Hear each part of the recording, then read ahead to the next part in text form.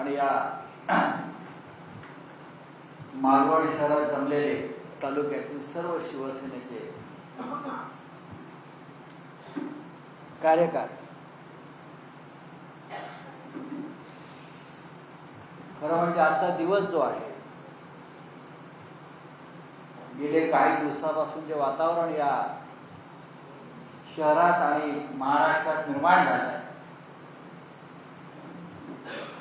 त्याच्यामुळे उत्सव साजरा करावा असं वातावरणच राहिलं नाही.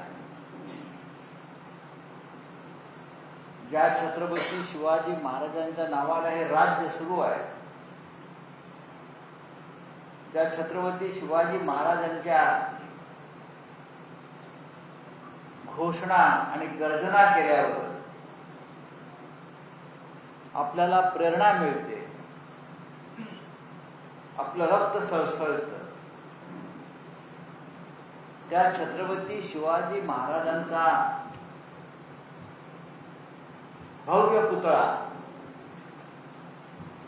या मालवण मधील सिंधुदुर्ग किल्ल्यावरील राजकोट किल्ल्यावर ज्या पद्धतीने आम्ही कोसळताना पाहिला,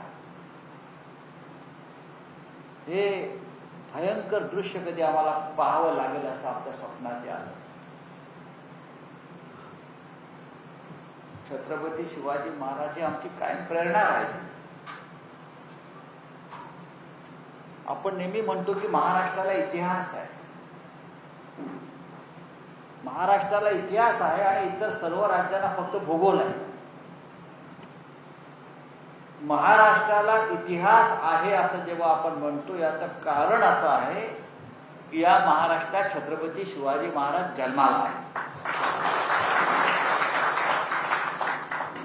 छत्रपती शिवाजी महाराज जन्माला आले म्हणून महाराष्ट्राला इतिहास निर्माण झाला. आणि छत्रपती शिवाजी महाराज बाजूच्या गुजरात राज्यात का नाही जन्माला आले, ते महाराष्ट्रातच का जन्माला आले? याचं कारण महाराष्ट्र ही मर्दांची भूमी आहे. ज्या महाराष्ट्राने जे मावळे निर्माण केले निष्ठावान, ते छत्रपती शिवाजी महाराजांबरोबर राहिले, लढले,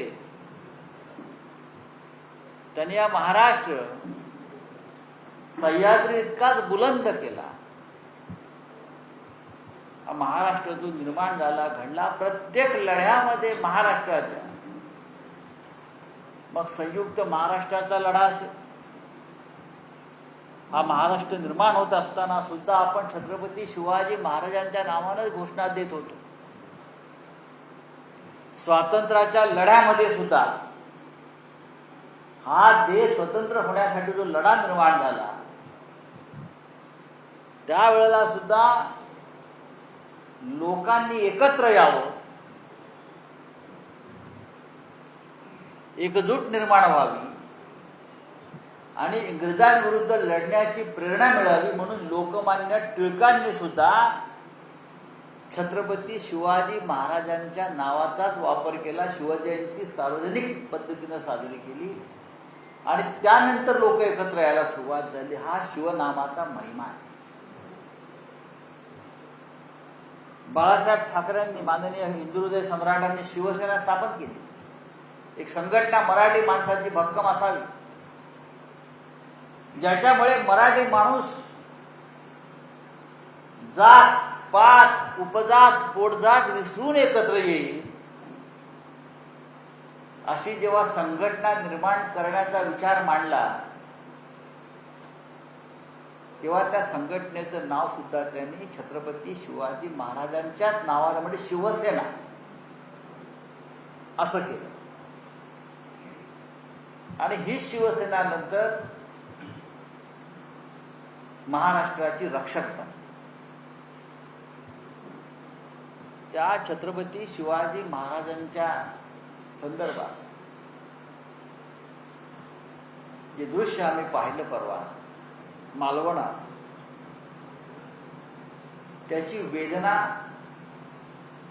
ही कधीच दूर होणारी नाही. राज्याचे मुख्यमंत्री आता सांगतात,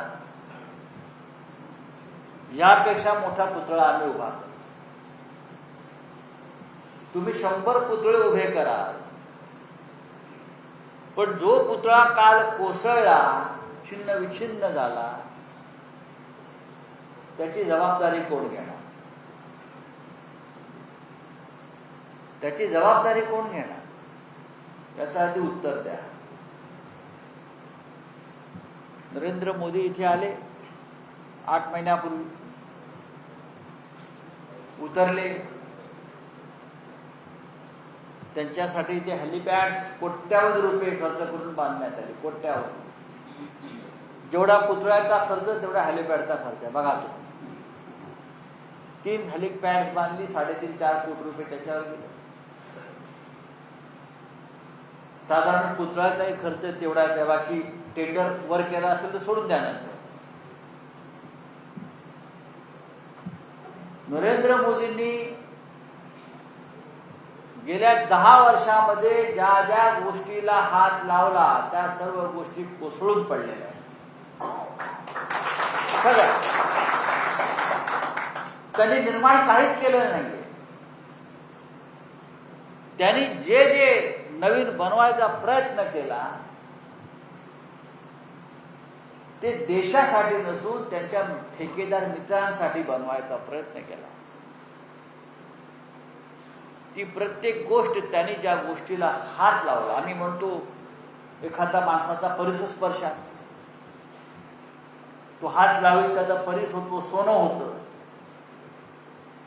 पण हे हात लावतात त्याची माती होते.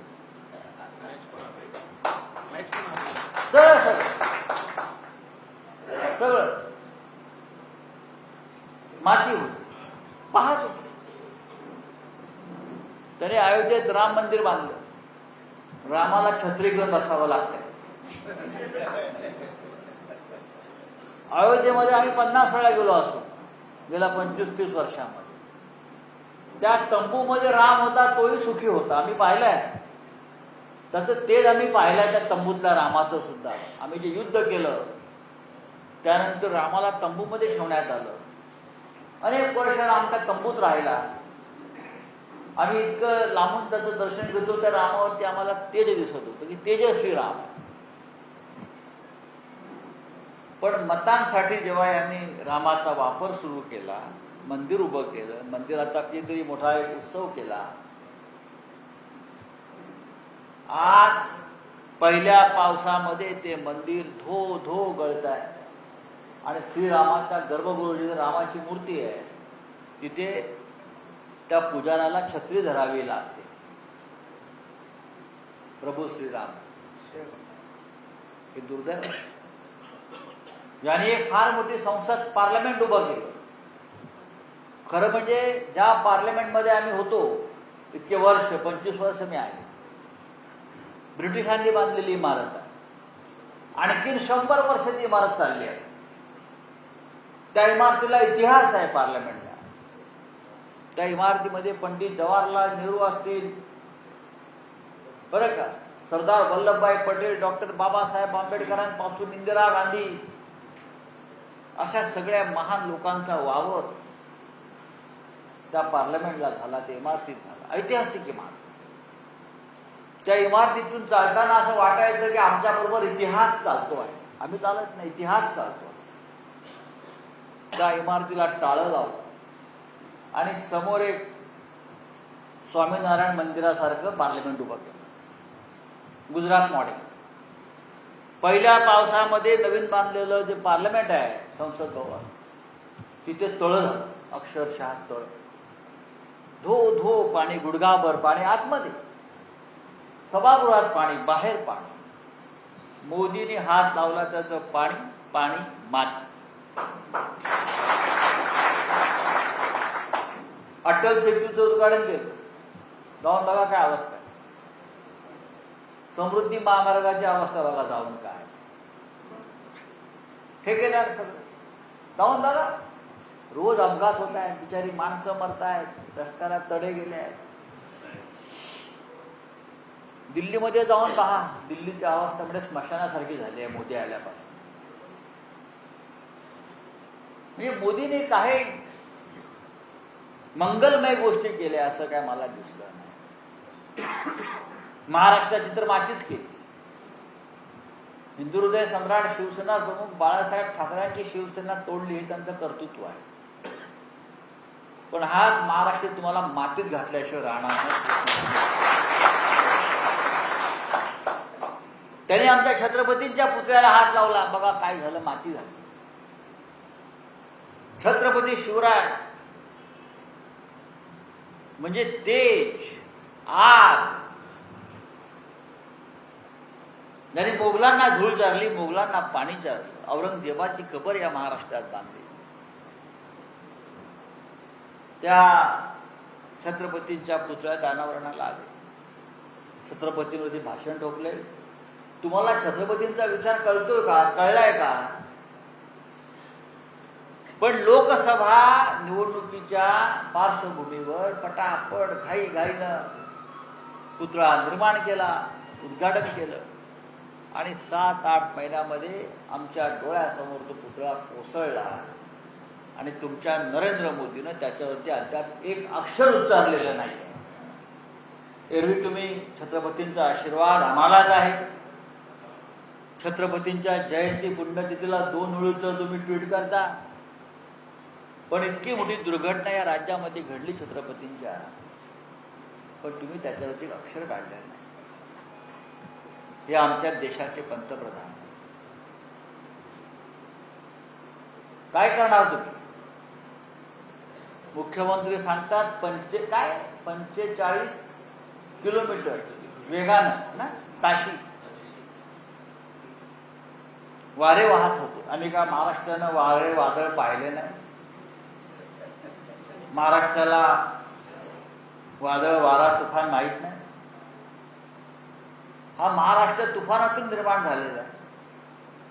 आम्ही काय समुद्रावर राहत नाही? आमचे मच्छीमार समाजाचे नेते इथे आहेत, तालुका प्रमुख आपले आहेत, समुद्रावरच राहतात. याच त्या काळातल्या मच्छीमारांनी या सिंधुदुर्ग किल्ल्यावर महाराजांचं मंदिर उभं केलेलं आहे. त्या काळात आम्हाला माहिती आहे. जपानमध्ये काल एक वादळ आले, जपानमध्ये टायफून नावाचं. 225 किलोमीटर ताशी वेगाने वारे वाहतात. 225 तासाला 225 किलोमीटर, आपलं 45. आजही जपान आणि टोकियो सुरक्षित आहे, एकही पुतळा पडलेला नाही. पण 45 किलोमीटर आमच्या मुख्यमंत्र्यांच्या हिशोबात वारे व्हायला लागले आणि छत्रपतींचा पुतळा पडला. हे कोणामुळे झालं? तर सगळ्यात आधी भारतीय नौदलावर त्याने खापर फोडलं. इंडियन नेव्ही, जी इंडियन नेव्ही भारताची रक्षण करते, त्यांच्यावरती खापर फोडलं. हे त्यांनी केलं, हे त्यांच्यामुळे घडलं. भारतीय नौदलावरती आरोप करणारा हा पहिला मुख्यमंत्री या देशाचा, स्वतंत्र हिंदुस्थानचा आणि मोदीचा राईट हँड मॅन. मोदीचा राईट हँड मॅन सध्या एकनाथ शिंदे, तो भारतीय नौदलावरती आरोप करतो. त्याला बरखास्त केलं पाहिजे की इंडियन नेव्हीने हा पुतळा बनवला आणि तो पुतळा पडला. आधी म्हणतो वाऱ्यामुळे पडला, मग म्हणतो इंडियन नेव्हीने काही चुका केल्या असतील. नट बोल्ट गंजले बरं का, ज्यांच्या डोक्याचे स्क्रू आहेत ना, नट बोल्ट, ते गंजलेले आहेत.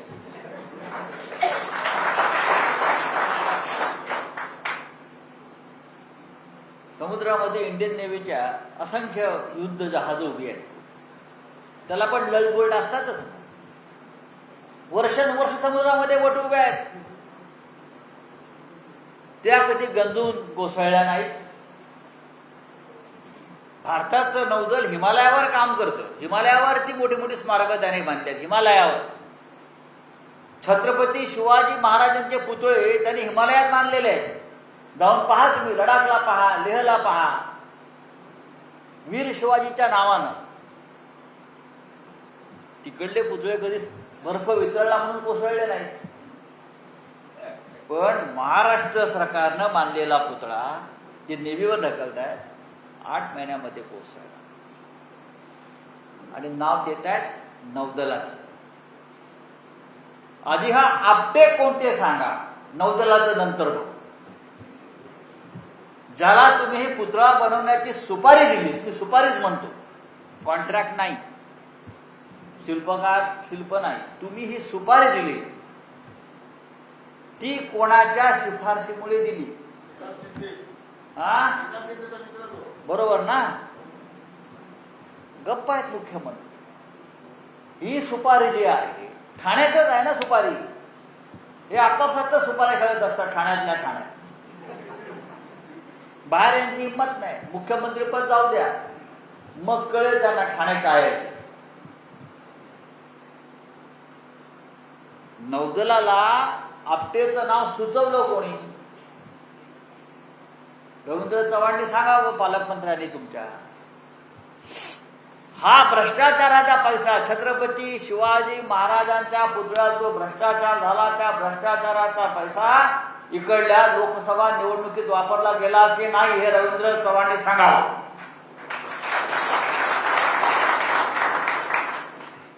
शिवसेनेचा पराभव करण्यासाठी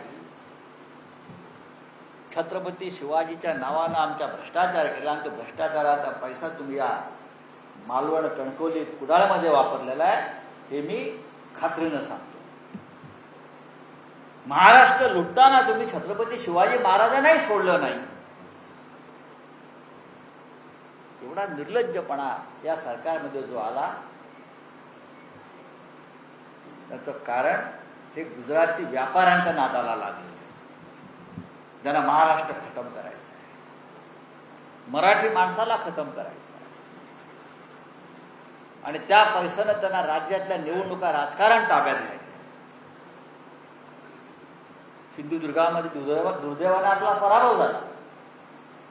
हा एक अपघात होता, पण हा अपघात पुन्हा होणार नाही, लक्षात घ्या. हा अपघात पुन्हा होणार नाही. पण माणसानं किती मस्ती करावी जिंकल्यावर. पण एक सांगतो, काल जो इथे, परवा जो इथे काय मालवणच्या रस्त्यावर राडा झालेला आहे, त्याच्यामुळे भारतीय जनता पक्षाचे मुखवटे गळून पडले. छत्रपती शिवाजी महाराजांविषयी यांना किती प्रेम आहे, आस्था आहे, हे या निमित्तानं दिसलं. आणि मी तर त्या राडे करणाऱ्यांचा आता खरोखर आभार मानायला पाहिजे. तुम्ही शिवसेनेचा विचार, आमचा विचार, बाणा हा लोकांपर्यंत पोहोचवला. पुढल्या विजयाला तुम्ही आमचा हातभार लावलेला आहे. आणि लोकांना पश्चाताप झाला की कोणतं पाप आम्ही निवडून दिलं आणि पार्लमेंटला पाठवलं. ज्या सिंधुदुर्ग जिल्ह्याला एक महान परंपरा आहे, चांगल्या खासदारांची. आम्ही बॅरिस्टर नाथ पैंचं नाव आवर्जून घेतो, मधु दंडव त्यांचं घेतो. त्यांनी कशा असे रस्त्यावर पण कधी राडे केले नाही. त्याने एक परंपरा जमली या कोकणची, विचारांची. आणि दिल्लीमध्ये त्यांनी कोकणचं नाव नेहमी उज्ज्वल केलं. आणि आपण काल काय पाहिजे, पत्रकारांना म्हणतात घरात घुसून रात्रभर मारेन. हे एका संसदपटूचं, पार्लमेंटरीचं हे शब्द आहे. मारून टाकीन का नाही? याच्यावरती काय, कुठले अटेम्प्ट टू मर्डरचा का नाही गुन्हा दाखल झाला? गृहमंत्री आहात ना तुम्ही या महाराष्ट्रामध्ये, कागदावर तरी आहात. अटेम्प्ट टू मर्डरचा गुन्हा दाखल झाला असता तर सांगितलं असतं की या महाराष्ट्राला एक मजबूत पोलादी गृहमंत्री मिळालेला आहे. पोलिसांच्या तोंडावर थुंकण्याचा प्रयत्न झाला रस्त्यावर. काय करतात गृहमंत्री? रस्त्यावर पोलिसांना आव्हान दिलं जातं गुंडासारखं, अरे तू रे, तू कोण, आम्ही कोण? वर्दीचा मान ठेवा. 2 महिन्यांनी ही वर्दी आम्हाला सलाम करेल आणि तुमची कॉलर करेल.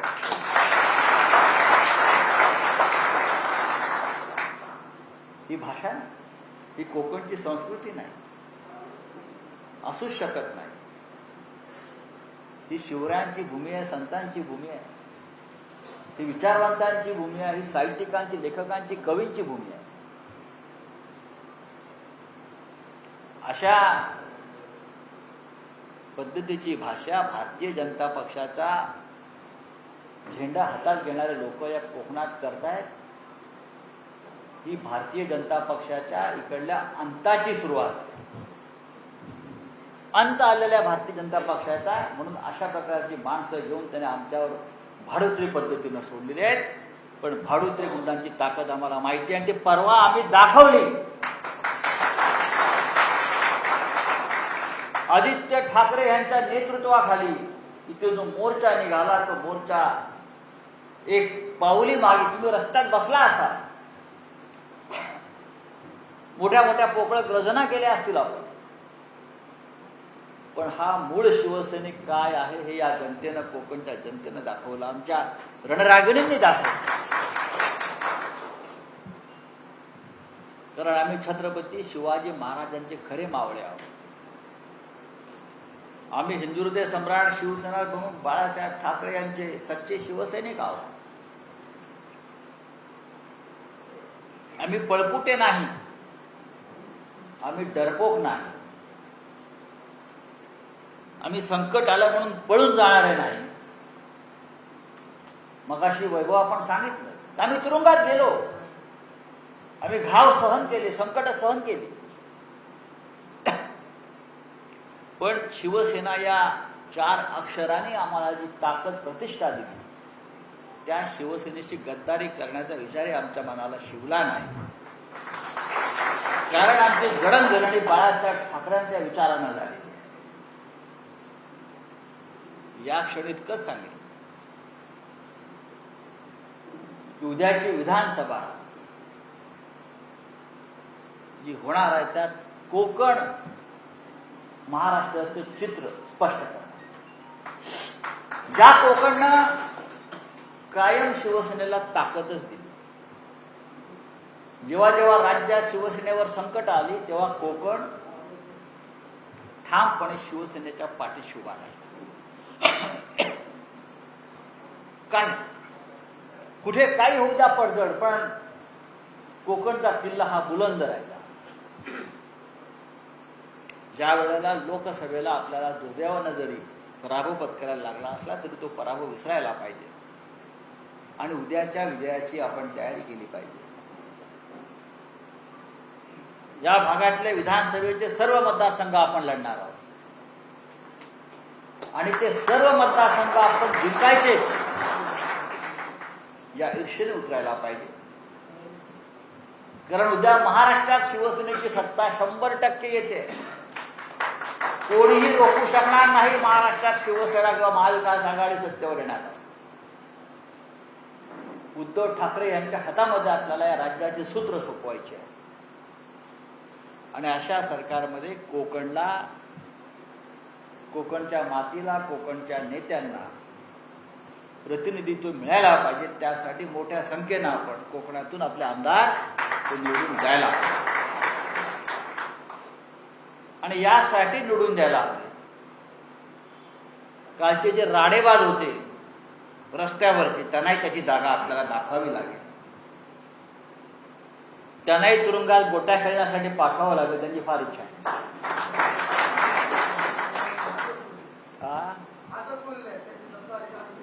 त्यांच्या गोट्यांकडे आमचं लक्ष असतं. मग त्यांनाही पटलेलं आहे की सत्ता येते ना, आम्हाला आमची पापं जी आहेत त्यासाठी तुरुंगात जावं लागेल, जावंच लागेल. आमची सत्ता ही नामर्दांची सत्ता नाही, षंडांची सत्ता नाही, लक्षात घ्या.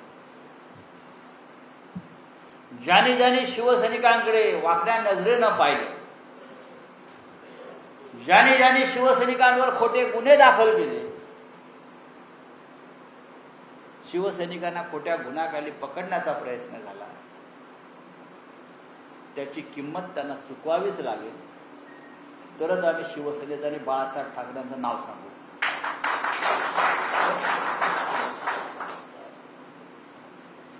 वैभव नाईक परवा गेले, त्यांनी PWचं कार्यालय फोडलं.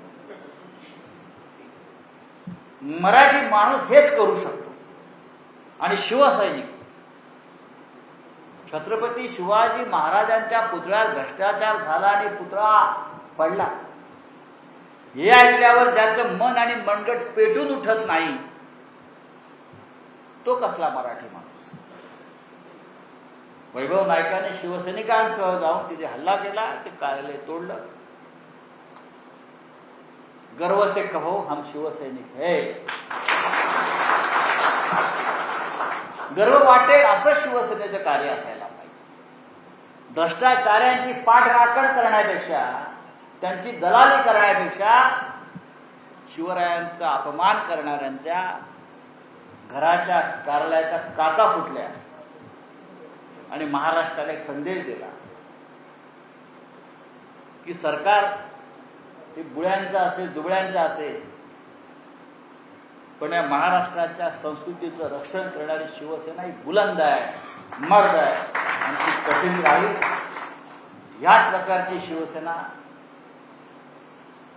मी पाहतोय. आदित्य ठाकरे सुद्धा जेव्हा आले तेव्हा ते सुद्धा तेच म्हणत होते की ते जुनं रौद्ररूप शिवसेनेचं त्यांना दिसलं. आज मीही पाहतोय, आपण मोठ्या संख्येनं आजच्या दिवशी जमलेला. ही लढाई आणखी आपल्याला 3 महिने लढायची. येईल त्या संकटाला तोंड द्यायचं आणि या कोकणवर आपला भगवा झेंडा, छत्रपती शिवरायांचा भगवा झेंडा डौलानं फडकवायचा, शिवसेनेचा भगवा झेंडा डौलानं फडकवायचा. आणि जो दुर्दैवी प्रकार आम्ही किल्ल्यावर पाहिला, त्याचा सूड घ्यायचा आहे, बदला घ्यायचा आहे आणि या सरकारला सुद्धा त्याच पद्धतीनं गाडायचं आहे. 100% आपण गाडल्याशिवाय गाडा नाही. जय हिंद, जय महाराष्ट्र.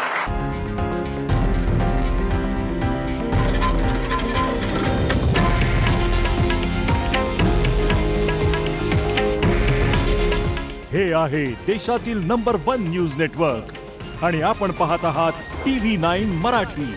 काळजी तुमची, हित महाराष्ट्राचं.